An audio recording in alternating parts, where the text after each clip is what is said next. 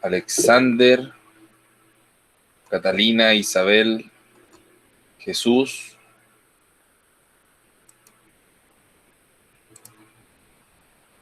Carla, Martín, Rayén, Vicente. Bienvenidos, chiquillos. Gracias por ahí vayan colocándose presente. Bien. Les quiero comentar antes de comenzar la clase, digamos, a hablar del tema de la clase, comentarle que he estado recibiendo sus trabajos, ¿ya? Durante la semana los voy a ir revisando y con eso colocando la calificación correspondiente, ¿ya? Recibido el de Carla, por ahí me llegó el de Vicente también, entonces ahí para que queden tranquilos, ¿ya? Bueno, en todo caso yo le he escrito a la mayoría recibido, acuso recibo. Sí, para que estén tranquilos. Eso. Poquita gente, ¿ah?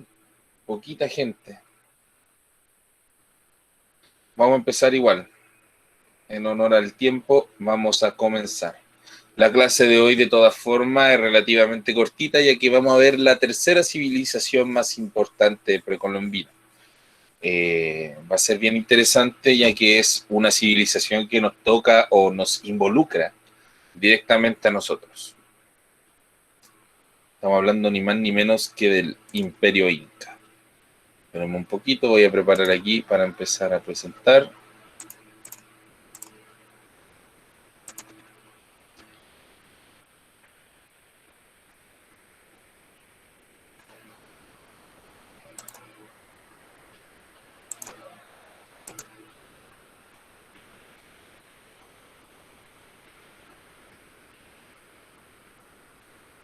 Listo.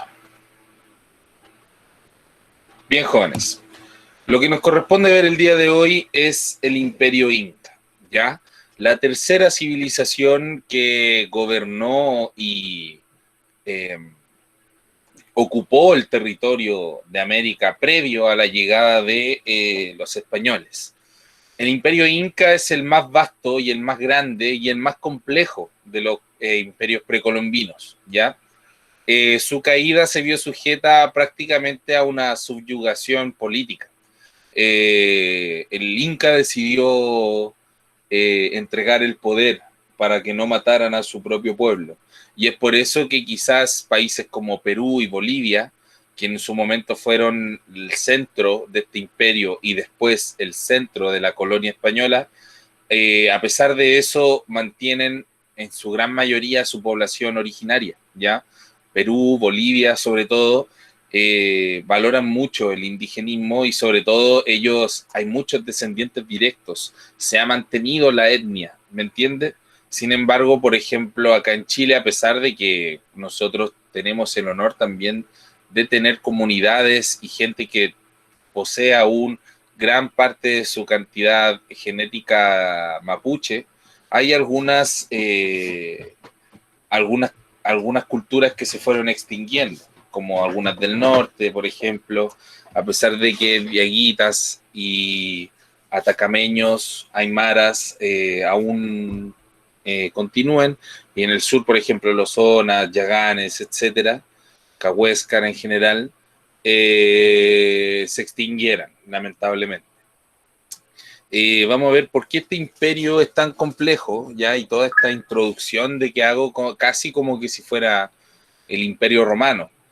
Y no exagero porque en el fondo van a ser una civilización bastante avanzada, bastante tecnológica y bastante interesante, ya, para la época, y lamentablemente se perdió con la conquista española. Recordemos que la conquista española no solo era militar, sino también cultural, religiosa, etcétera. Entonces, dentro de los objetivos de esta colonización era borrar todo rastro de las culturas, religiones y idiosincrasias, por así decirlo, anteriores. ¿Dónde se ubicaban estos muchachos? El gran imperio inca se va a ubicar en todo lo que vemos acá en Sudamérica, pero lo que está demarcado de color verde, ¿ya? Su dominio se extendió desde los territorios que hoy se considera como Ecuador y al norte y al sur, en la zona centro de Chile, ¿ya? Y en su ancho se expandió desde el Océano Pacífico, como podemos ver acá, hasta el altiplano, la cordillera de los Andes, ¿ya? Podemos ver que ocupa una gran porción de territorio, ¿cierto? Eso le va a permitir también desarrollar distintas explotaciones económicas, tener distintos recursos. Va a ser muy parecido a un imperio. ¿Y por qué hablo de imperio? Porque se encargaba de colonizar y de dominar otras pequeñas culturas, tribus, clanes, etcétera. ¿Ya? Por ejemplo, aymaras y dieguitas, a pesar de que son culturas independientes, ellos formaban parte del imperio inca, por poner un ejemplo. ¿Ya? Rendían tributo a este gran imperio. Es bien interesante cómo funcionaba y es bien complejo, no tiene nada que envidiar a la antigua Grecia o al Imperio Romano, o incluso yo diría que es más complejo que la organización feudal que había en Europa en algunos lugares, ¿ya? Es un imperio bastante eh, interesante de estudiar. ¿Consultas, preguntas antes de empezar a hablar de los orígenes?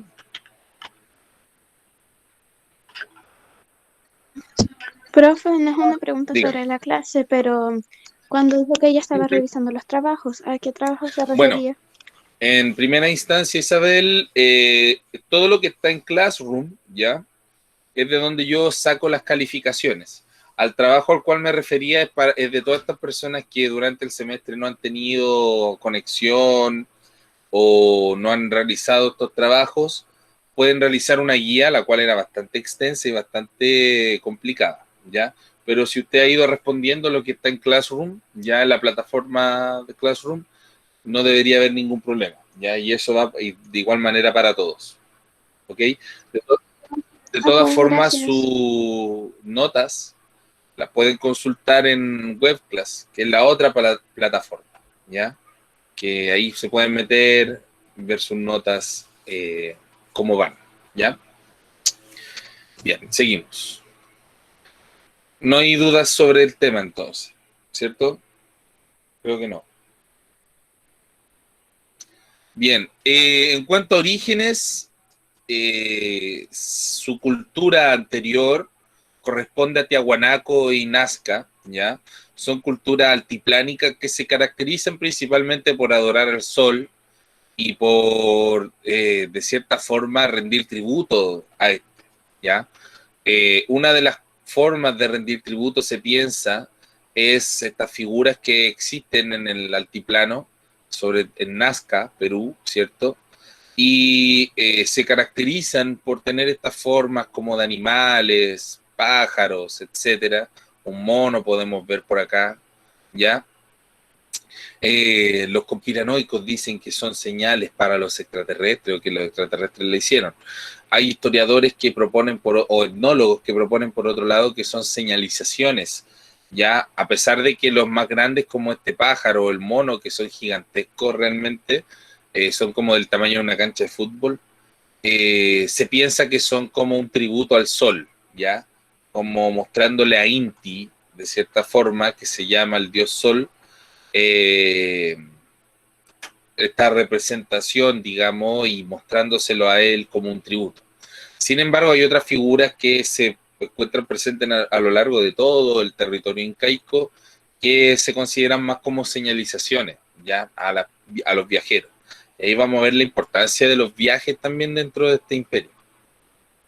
Este es un ejemplo de cómo se ve este mono, por ejemplo, desde la altura, desde gran altura tiene que ser, ¿ya? Pero si uno está situado en el lugar, se ve simplemente esa línea demarcada. Este lugar es un lugar patrimonial, ¿ya? Por lo que tengo entendido, se puede visitar, pero uno no puede entrar a esa zona de donde está la figura hecha, ¿ya? Si no, se puede considerar incluso un crimen porque estás interviniendo y estás haciendo daño a estos rastros arqueológicos en estricto rigor, ¿ya? Profe, Dígame, ¿podría volver un poquito atrás? por supuesto. Muchas veces que quiero escribir esa que estaba ahí. Ok.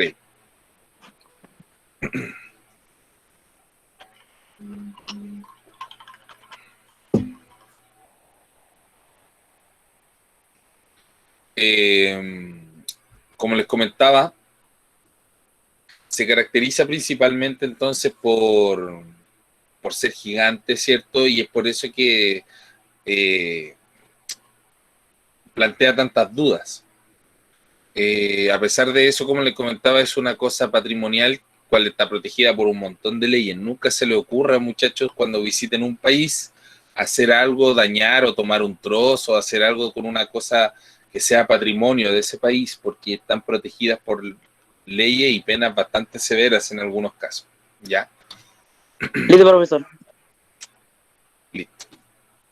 Origen mitológico, donde nace de cierta forma, porque al igual que como todo imperio y toda civilización, al igual que los aztecas, ¿cierto? Tienen un origen mitológico, ¿ya? O sea, ellos se basan en un gran mito donde Dios interviene para su creación, ¿cierto? En este caso, Inti, que es el dios Sol, ordenó a su hijo Ayar Manco fundar la ciudad donde el bastón de oro que él le dio decidiera quedarse. Esa localidad resultó finalmente ser el Cusco, ciudad capital del Imperio Inca. Cusco existe hasta el día de hoy, ya de hecho fue la capital de la colonia española también. Y después, con la independencia, por ciertos motivos y sobre todo por la importancia del comercio exterior, es que se decidió cambiar la capital de Perú a Lima, ya, una ciudad puerto.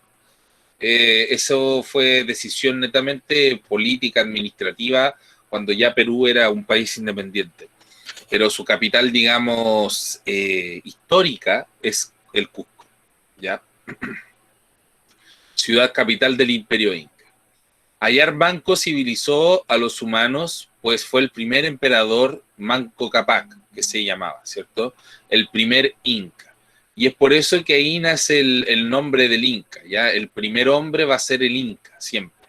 Entonces el rey es el Inca, ¿ya? Pero en realidad el Inca dominaba un montón de culturas, entre esas la más importante que era el quechua. Con el tiempo, los cronistas españoles, que eran los que describían estas culturas y lo hacían conocida en Europa para el estudio, etcétera, eran los que los denominaron los incas. Por eso nosotros los conocemos hoy en día como los incas. Pero en realidad es la cultura quechua, aymara, diaguita, en fin, una serie de culturas que eran parte de este gran imperio, dominado por el Inca. Desde Manco Cápac, todos los emperadores incas son sucesivos herederos, es decir, son herederos del mismísimo dios Inti, ¿ya? Así se le representa un poco a Inti, ¿ya? Podemos ver así como una cara que es un dios sol y alrededor de él estas cabezas que son como animales, que se piensa como de que en realidad el sol es el padre de todo. Y si lo vemos de cierta forma no se equivocan tanto, ¿ya? Si al igual que los aztecas o mayas tenían bastante interpretación en las fuerzas de la naturaleza. Entonces, para ellos el sol, al fin y al cabo, era lo que daba el calor, la luz del día, hacía crecer la vegetación de la cual ellos se alimentaban, iluminaban las noches, no morían de frío, en fin. Entonces, para ellos realmente el sol era el Padre, Dios, ¿cierto? Esa era la visión, por lo menos, que ellos tenían. ¿Estaban copiando eso? Los que están copiando voy a dejar ahí un minutito para que copien. ¿Dudas sobre este tema? Ojo que solo Dios, Inti va a ser el dios principal, ¿ya? Pero hay una serie de dioses, además, que representan distintos poderes y entidades astrológicas. También existe una diosa, que es la diosa de la luna, y tenían mucho también como una idea de la dualidad, ¿ya? Siempre existía como este apoyo mutuo. Los incas tienen mucho esta idea de que la humanidad de cierta forma ayuda a la humanidad. Siempre tiene que haber un apoyo. Ahí vamos a ver cómo esa idea se traspasa incluso en la administración política, etcétera.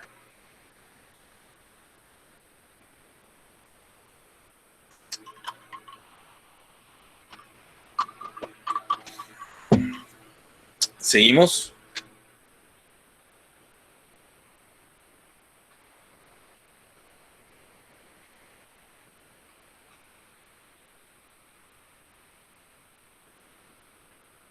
recordarle a los que vienen llegando que se coloquen presente en el chat, ¿ya? Para que así quede guardado y yo cuando pase la lista después de la clase queden presentes, por favor. Los que han llegado recientemente. Muy bien, Vicente.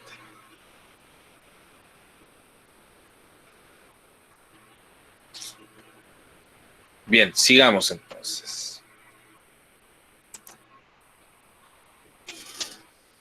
Aquí vamos a ver cómo se ordenaba de cierta forma este gran imperio, porque abarca gran cantidad de territorio, ¿cierto? Este imperio se va a dividir en 4 partes, pero las 4 partes de cierta forma rendían tributo a una sola, ¿ya? El imperio inca se dividía en 4 partes administradas por diversos caudillos. Los caudillos, o lo que se le conoce como caudillo, ¿ya? Son los líderes indígenas, como los nobles, digamos, en la Edad Media, como los patricios.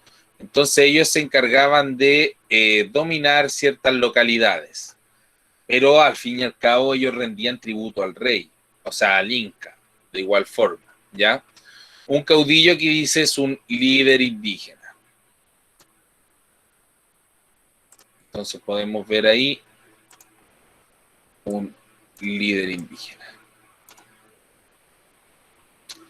Este caudillo que estaba dentro del dominio del Inca debía rendir tributo. Eso era sumamente importante.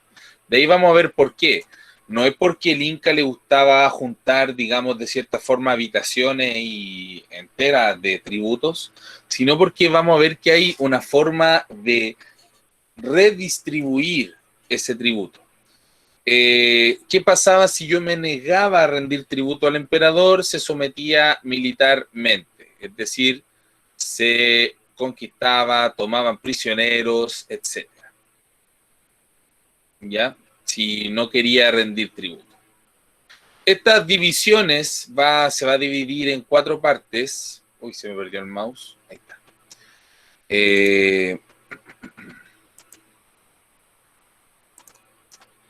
Esta división se van a conocer como el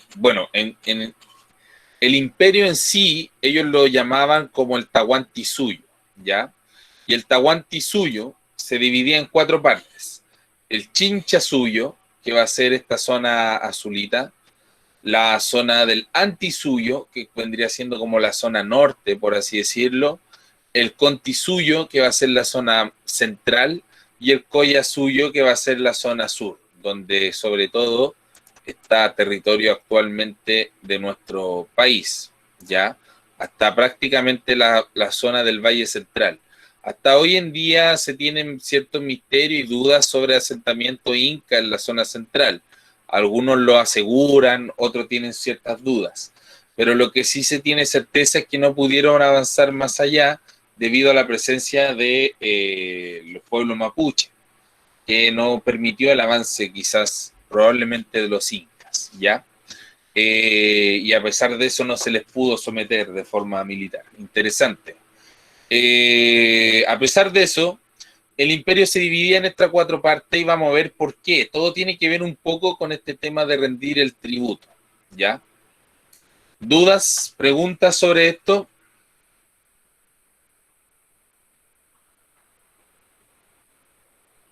No se amontonen, no se preocupen.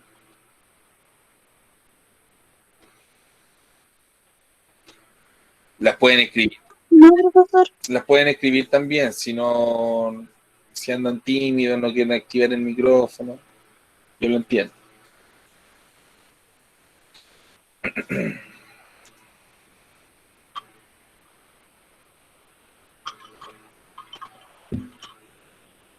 Bien. Seguimos.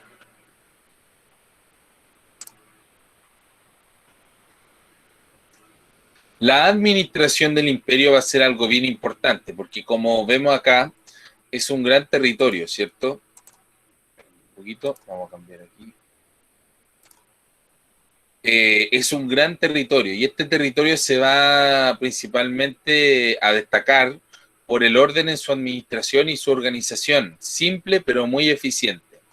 Lo más importante de esto va a ser una red de caminos. Estos caminos son conocidos como el Camino del Inca. Aquí me quedó feo eso.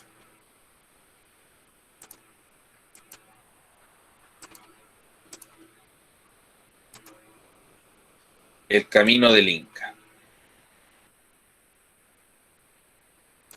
Es una red de camino que recorre todo el imperio y tiene un largo de 2.400 kilómetros. Como podemos ver, parte desde acá hasta acá y se divide en pequeños caminos. Estos caminos eran recorridos por el famoso Chasqui, ¿ya? Que era un mensajero, cobrador de impuestos, organizador, un agente del Estado, digamos, ¿ya? Que se hacía y se encargaba de llevar los mensajes y la voluntad del Inca a lo largo de todo el territorio, viajando ni más ni menos que a pie. ¿Ya? Era bien interesante el tema porque a pesar de que viajaban a pie grandes distancias durante mucho tiempo, en el camino donde estaban demarcado todo esto, habían lugares donde ellos podían descansar, ya iban dejando ciertas cosas para los próximos viajeros. Por ejemplo, yo llegaba a un refugio y iba a encontrar agua, comida, etcétera.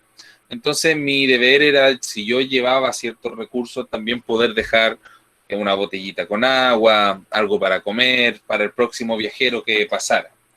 Era bien interesante esos lugares que tienen y se ocupan hasta el día de hoy, ¿ya?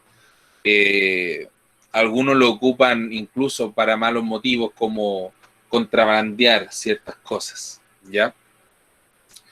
Las mitas va a ser bien interesante porque van a ser grupos, turnos de trabajo que era sobre todo para cuando había escasez de mano de obra, se necesitaban más trabajadores, etcétera.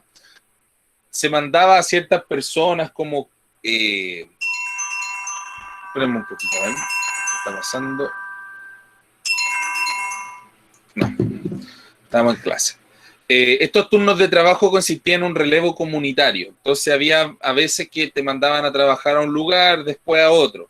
Por lo general, la mitad se hacía para las personas más pobres o sobre todo a los prisioneros de guerra, en fin, los mandaban a hacer trabajo forzoso a veces, en fin. Y una cosa bien importante que destacar es que el chasqui ocupaba un instrumento que se llamaba quipu. Este quipu era una serie de nudos que servía como un instrumento contable. Hasta el día de hoy no se sabe bien cómo se utilizaba, ni, digamos, qué significa cada nudo, tira, de esto, etcétera, pero se lo amarraban a la cintura y llevaban ciertas cuentas, ¿ya? Entonces, digamos que es bien interesante cómo se organiza este gran imperio, ¿ya?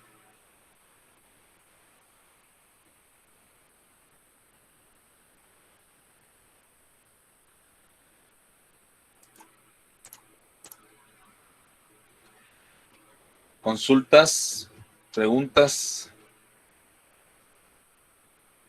Me quedo un rato para que copien los que están copiando.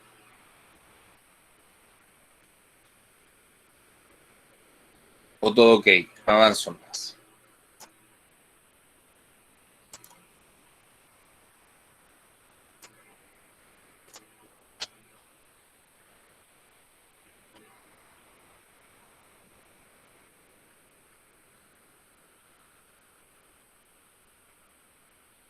Bien, seguimos entonces, supongo. Silencio otorga, dicen por ahí. Esta imagen que vemos acá es un quipu, ¿ya? Podemos ver que es una tira larga, ¿cierto? De donde se desprenden distintas tiras de distintos colores y tienen nudos a distintas alturas, de distinto grosor. Es bien interesante porque de cierta forma se piensa que tiene cierto valor cada cosa, ¿ya? Y de esa forma ellos iban contando las cosas que iban ocupando necesitando o cobrando los recursos que llevaban, en fin.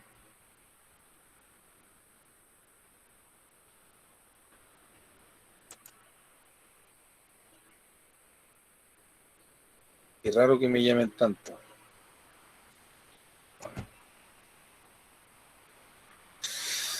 Número desconocido. Seguimos. La sociedad incaica. Como podemos ver, al igual que toda civilización antigua, previa a la modernidad, digamos, se establece de forma piramidal y jerárquica, basada principalmente donde dominan los terratenientes, nobles, familias más antiguas, entre esas el Inca, el rey, parte de la realeza, ¿cierto?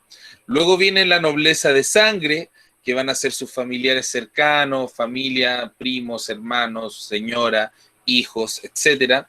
La nobleza de privilegio, que son sacerdotes y jefes militares.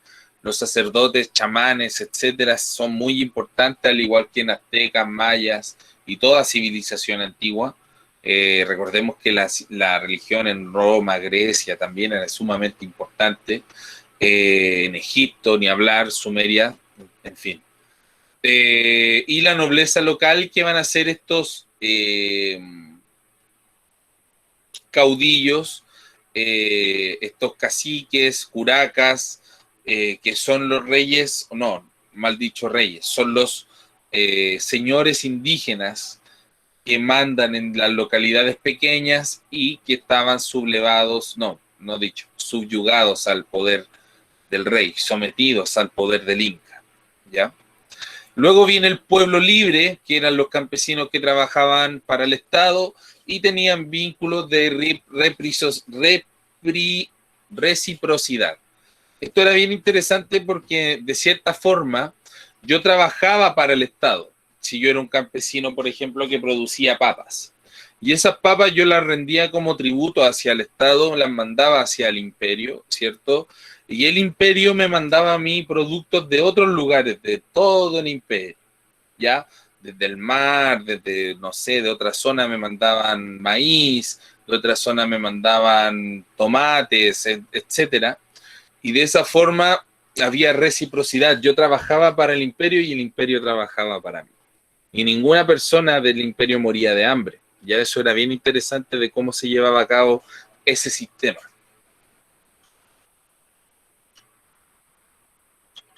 La función del Estado, del imperio, de la organización era bien importante. Luego están los mitimaes, que son los encargados de colonizar otros pueblos, aunque mantenían lazos con sus ayllus de origen. El ayllú son la familia, la casa. Y los yanacona, finalmente, que eran los esclavos y servidores del Inca o de los líderes, señores indígenas locales. Si quieren, pueden copiar esta pirámide. Voy a dar ahí un minutito para que copien solamente la pirámide, no tienen para qué copiar los enunciados del lado. Consultas, preguntas hasta acá.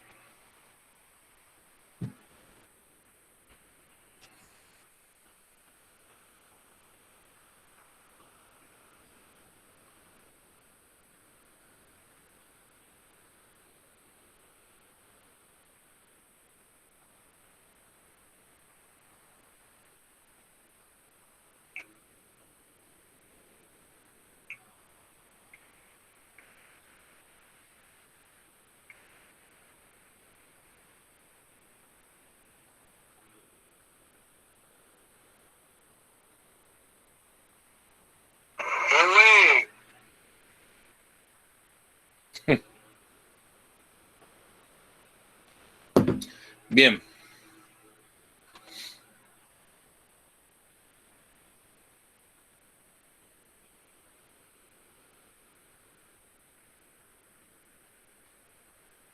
Seguimos. Pasamos al tema económico, ¿ya? La economía inca. Las principales actividades van a ser la agrícola y pesquera, ya al igual que todas las culturas sudamericanas y americanas en general, ya que no existe el ganado que conocemos nosotros como los chanchos, las vacas, las ovejas, eso en América no existía. Entonces se alimentaban principalmente de productos vegetales y productos del mar, ¿ya?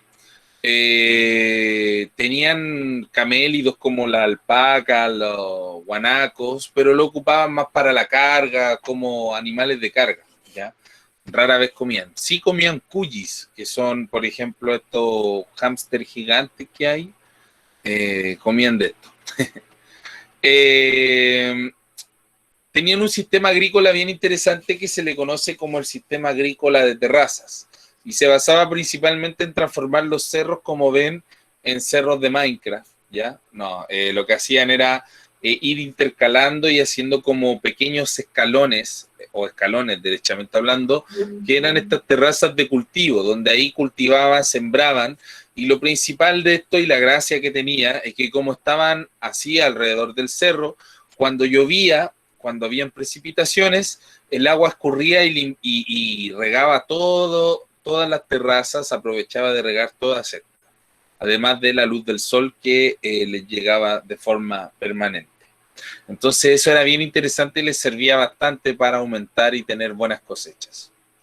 El comercio no se ejercía en mayor medida, ya que los recursos eran repartidos por el imperio de manera equitativa. Ya no había un comercio, o sea, existía el trueque, ya, pero no era tan relevante como en otros casos, ya que recordemos que todo se basaba en entregar el tributo al imperio y el imperio se encargaba de redistribuir este tributo a los distintos lugares. ¿Ya?